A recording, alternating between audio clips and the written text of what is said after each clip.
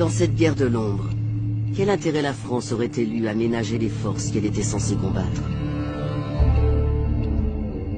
Les Français, à travers la firme Areva, exploitent les mines d'Arlit, qui sont à 300 km de la frontière malienne, en face du nord du Mali. Donc ça a été invoqué comme une des causes de l'intervention française parce que c'est une région sensible. Et en même temps, au sud d'Arlit, il y a d'énormes gisements inexploités d'uranium. Et du point de vue de la France, il y a la volonté de garder la main sur les ressources d'uranium qu'elle n'exploite pas pour le moment ou dont elle retarde l'exploitation, mais pour empêcher d'autres d'avoir accès à ces ressources. Les Français étaient favorables et travaillaient à une certaine autonomisation du Nord Mali, Touareg, par rapport à Bamako. Pour forcer le Sud à accepter, à être plus docile au diktat de la France et dire au Nord, c'est grâce à nous que vous avez cette autonomie, donc on travaille la main dans la main. Donc c'est trouver dans ces deux partenaires des avantages.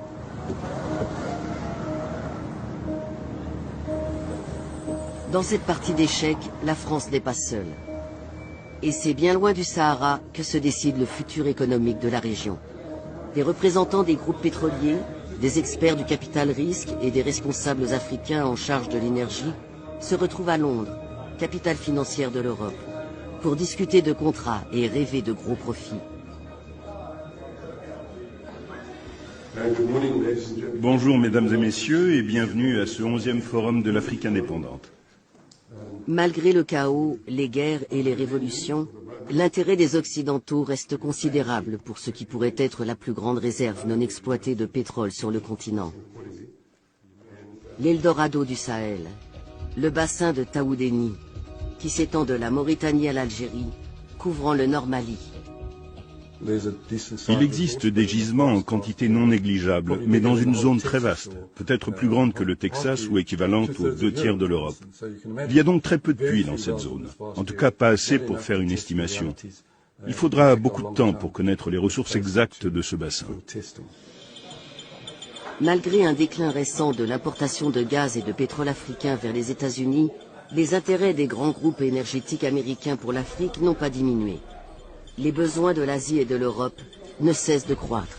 Près de 2000 milliards d'investissements dans le pétrole et gaz africain sont prévus au cours des 2 prochaines décennies.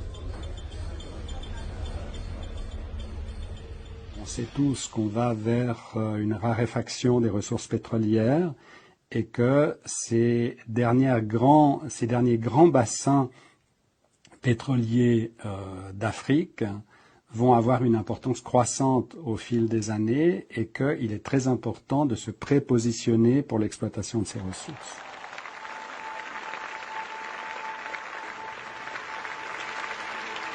En mai 2014, Obama annonce qu'il va consacrer 5 milliards de dollars supplémentaires à la lutte contre le terrorisme mondial. But as we move to a train and advise mission in Afghanistan, our reduced presence there allows us to more effectively address emerging threats in the Middle East and North Africa. So earlier this year, I asked my national security team to develop a plan for a network of partnerships from South Asia to the Sahel.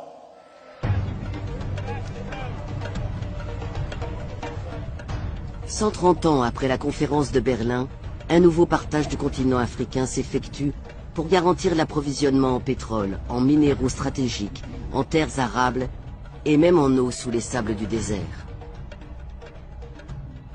C'est pour cela que la véritable histoire de l'intervention de l'OTAN en Libye reste à écrire.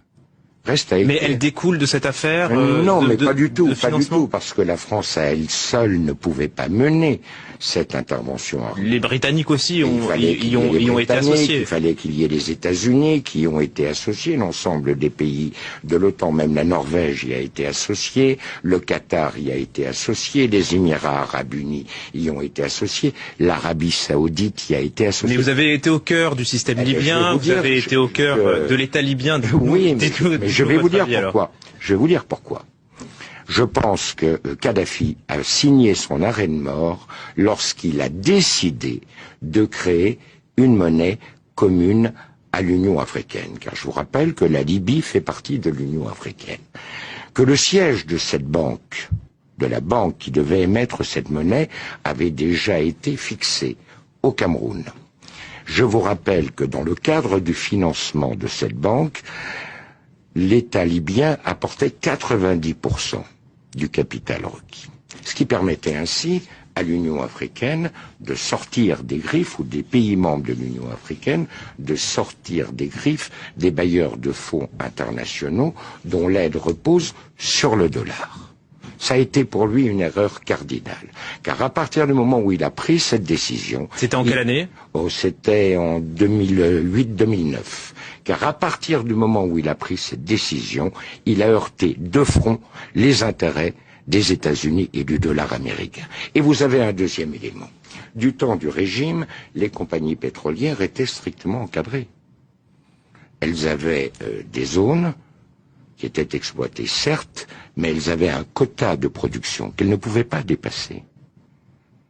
Il y avait des conditions financières extrêmement sévères. Prenez l'exemple de Total. Total devait reverser à l'État libyen plus de 85% du résultat de l'exploitation des zones pétrolières. À partir du moment où le régime tombait, eh bien, chaque compagnie a fait ce qu'elle a bien voulu faire.